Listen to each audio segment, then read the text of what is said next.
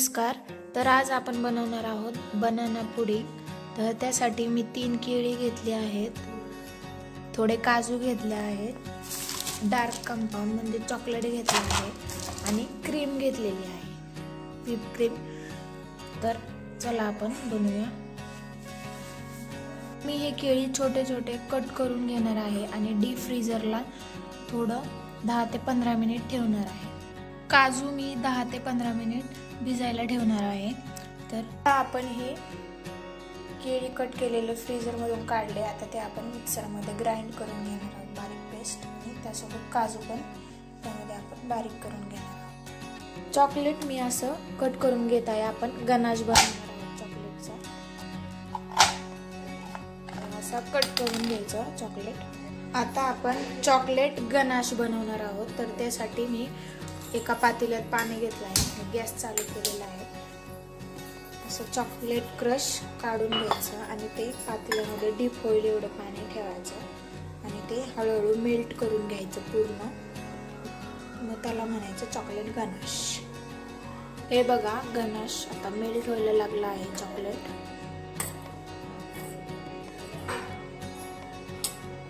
हे बघा, आपलं चॉकलेट गनाश तयार झालेला आहे. आता आपण ते काढून घेणार आहोत. त्यामध्ये व्हिप क्रीम टाकायची थोडीशी. आता आपण टाकूया. 2 चमचे मी व्हिप क्रीम टाकणार आहे. गॅस बंद करत आहे. यामध्ये मी 2 चमचे व्हिप क्रीम टाकलेले आहे. ते मिक्स करून घ्यायचे.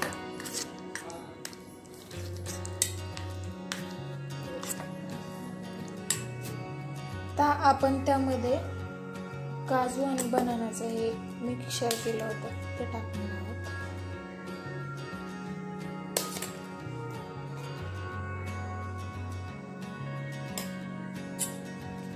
आता हे आपलं तयार झालेलं आहे बनाना पुडिंग. आता आपण फ्रीजरला ठेवूया.